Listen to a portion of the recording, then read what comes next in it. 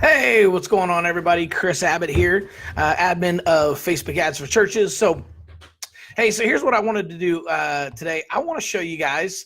We're just going to cruise through just kind of an intro to Facebook ads, right? So we've been getting a lot of questions lately from churches that are doing this for the first time, and don't know much about Facebook ads. So let's just kind of cruise through. I'm not going to have time to get all the way through my entire slide deck, but let's at least just kind of dive in for the next 10 or 15 minutes and just kind of take a look at kind of Facebook ads, just kind of an intro, right? So I'm just kind of pulling this from I just recently spoke at a conference at Oral Roberts University on Facebook ads. So I'm going to take you guys a little bit through kind of my slide deck and just kind of talk a little bit about kind of an intro or an overview of Facebook ads. All right, so starting off with this, so here's what it is, Luke 14:23. I always like to talk about this at the beginning when we talk about Facebook ads, right?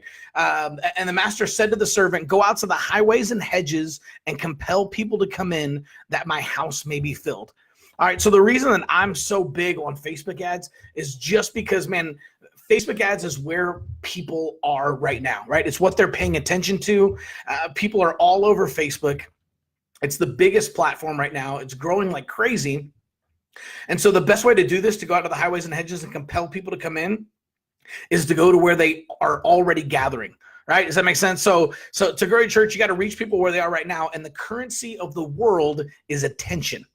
Okay, people's attention is on Facebook, and the currency of the world is attention. This is a quote from Gary Vaynerchuk I absolutely love. It says, "Too many people are executing or hoping or trying to figure out how to live in a world that used to be, or the way they wish it was, instead of attacking the reality of the world." The cell phone that you have in your pocket is the remote control of our society. If you don't adjust to the reality of the situation, then you will become irrelevant. All right, so I think the second half of that is extremely important, right? Like yes, there are a lot of people kind of executing or hoping that the world would go back to the way it was, whatever, but it's not. Like with social media, it's a completely different game. It's changing constantly, right? So we have to understand that the cell phone that you have in your pocket is the remote control of our society, and if you don't adjust to the reality of the situation, then you will become irrelevant. All right, so the church is perfectly equipped to reach a world that doesn't exist anymore. I keep hearing this quote over and over. I'm not sure exactly who said it, but I think it's really pertinent, and it's completely true, right? We're still using direct mail and mailers and postcards, and people say, "Oh yeah, we grew up by word of mouth." Yeah, we do too.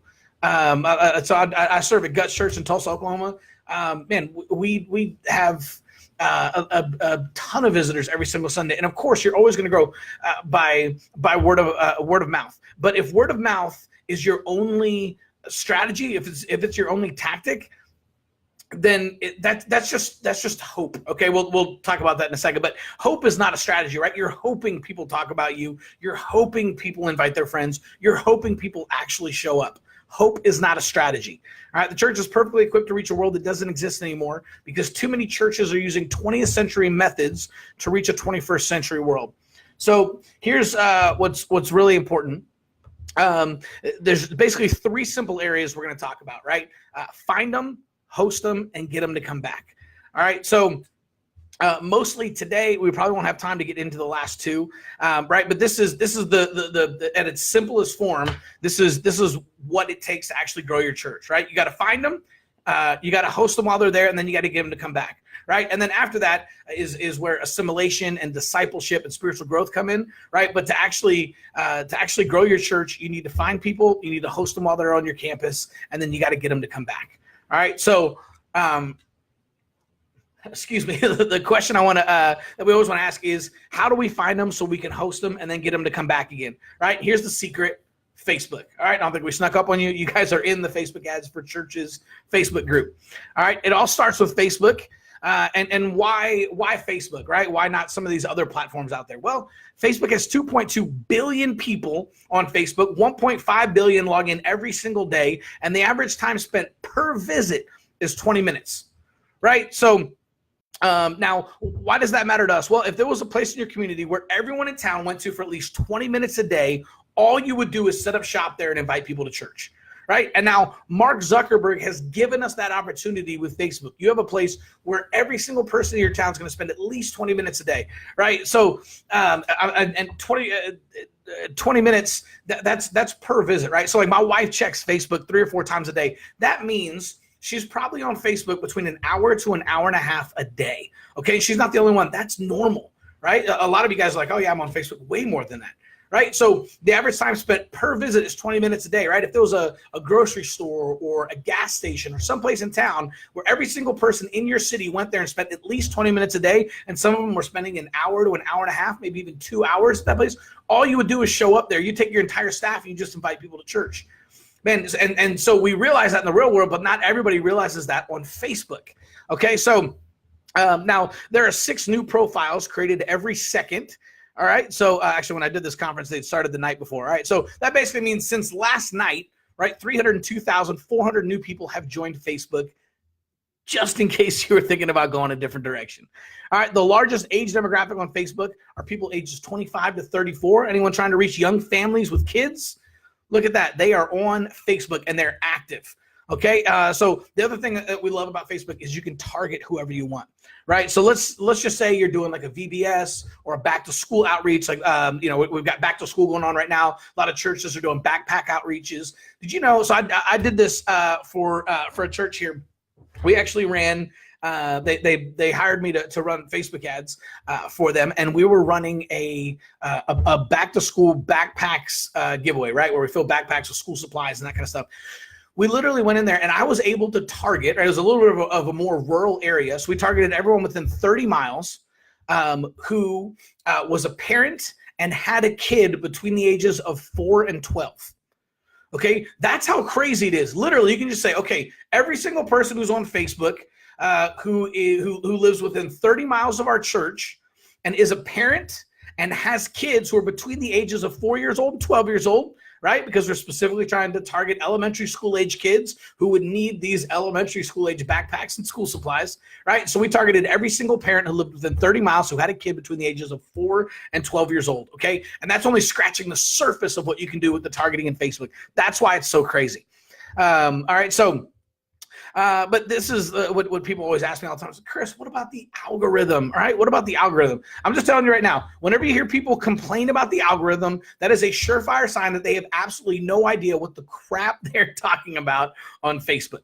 All right, so people have been freaking out about the algorithm changes since the early days of Facebook, but I'm telling you guys, those people have absolutely no idea what they're talking about. So let's take a look at the truth and what's actually true when it comes to Facebook's algorithm. All right, now here it is. So Facebook algorithm in 2007, fan pages rolled out, and businesses and organizations could create a page, they'd get a bunch of likes, and then post as many messages as they wanted, and all their followers would see it. All right, but in 2012, page managers started learning that only about 16% of the people who liked their page were actually seeing their posts. Okay, this is important. So that means, let's just say you have 1,000 likes on your Facebook page to make the math easy. If you have 1,000 likes on your Facebook page, you go out and you post about your baptisms and baby dedications that are coming up this Sunday. With 1,000 likes, only about 160 people would actually see that post. Okay, now that blew people's mind when they thought all 1,000 people were seeing that. All right, that was 2012. But in 2014, organic reach plummets, and it goes from 16% to 60%. All right, so now you got 1,000 likes, only 60 people are seeing it. In 2016, it dropped even more to around 2 to 3%. Right, so you've got 1,000 likes. Now you have 20 to 30 people who are actually seeing it. In 2017, Facebook rolled out an alternative news feed. Most people don't even know this. It's now the pages option on the left-hand sidebar if you're on desktop. All right, and that's a separate news feed just for updates from pages and stuff. But nobody even knows about it, and nobody ever even sees it. Right, so 2018, now organic reach on Facebook is around 1% or less, depending on the amount of engagement. Right, so if you have 1,000 likes, then typically only about 10 people are going to see that post for your baptisms and baby dedications. And then if depending on engagement, so people go in there, start liking it, they start commenting, and they share, then Facebook will start to show that to more people, but it's still a small, tiny number of people. All right, so everyone wants to know, okay, well, then what happened, right? Well, in January of 2018, Facebook announced that they were going to shift ranking to make newsfeed more about connecting with people and less about consuming media in isolation. All right, so that's a direct quote, and it kind of begs the question, obviously, what the crap does that mean? All right, basically, anything posted by a company or organization will take a backseat to content posted by friends and family. All right, so Facebook is smart. They understand the currency of the world is attention, which we talked about earlier.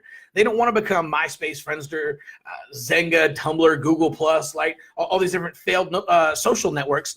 They want to continue to show relevant content to people on the platform because they know, listen, Facebook is smart. They know if they show you a bunch of stuff that you don't care about, then you'll stop using Facebook and you'll go somewhere else to connect with friends and family, right? And so Facebook, that's why Facebook's constantly changing. They're constantly updating the algorithm.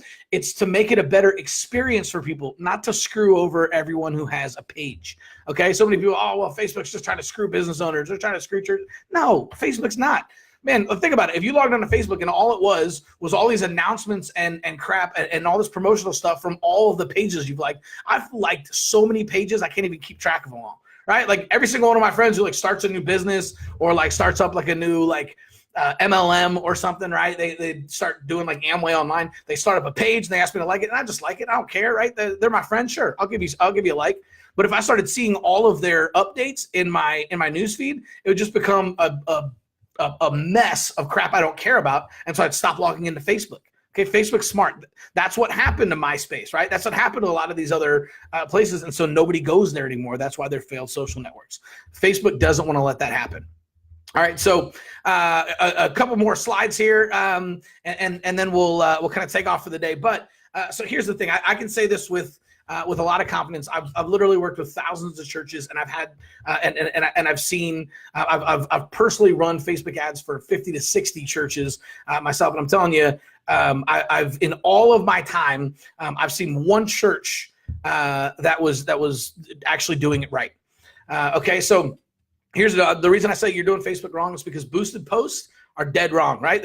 I don't have time to get into it today, but basically it's because, man, everything that you're communicating is either internal communication or external communication, right? So internal communication is everything communicated inside your church to the people who go to your church. External communication is everything communicated to the people outside your church, everybody in your community that you're trying to get to come visit your church for the first time, right? So boosting posts is actually for internal communication. External communication, where you're trying to get people from your city to come visit the church for the first time, that's external communication. You don't boost posts to do that, right? You run Facebook ads. Facebook ads are different than boosted posts. So if you're running boosted posts trying to get visitors, that's dead wrong. You're doing it wrong, okay? It's good if you're just trying to let your people know about an upcoming sermon series or upcoming announcement. That's great for letting the people in your church know. But for getting visitors, it is dead wrong, okay? So creating Facebook events and then paying Facebook to show your event to a bunch of people to get event responses, also not a Facebook ad, right? You're kind of boosting that Facebook event to get out there. That's not going to help you grow your church. Obviously being everywhere, right? Trying to be on Facebook, Twitter, Instagram, Pinterest, YouTube, Vimeo, Google+, Snapchat, Tumblr, Dig, LinkedIn, and everything else under the sun. It's just not possible unless you're a mega church and you can literally hire a team of social media people to become experts in every single one of those platforms. It's just not. So I serve at a mega church, right? Guts has 6, 7, 8,000 people, and there's no way we could keep up with all this, right? The reason my primary focus is on Facebook is because that's where the most people are. It's as simple as that. All right, so we talked about this earlier, but organic posting, okay, that's what I call hope marketing. Okay, that's where you post on Facebook, and Facebook and social media, right? Maybe Twitter, Instagram, whatever, and then you just hope people show up, right? And I also put this under word of mouth, right? You hope your people are inviting people. You hope people show up. But a pro tip: hope is not a strategy. Okay, so remember, Facebook only shows your post to 1% of the people who like your page. So if you have 1,000 likes, it's only showing it to 10 people. You need to be running Facebook ad campaigns. Okay, not boosting posts, not boosting Facebook events, not relying on organic posts. Otherwise, you're literally keeping people away from your church because they don't know that you exist. All right, so this is basically it. This is what I recommend you do. Man, how do we find them so we can host them and then get them to come back again? Man, here's the secret: run targeted Facebook ad campaigns to everyone within driving distance of your church. Use those ads to create an emotional connection with them through your ad.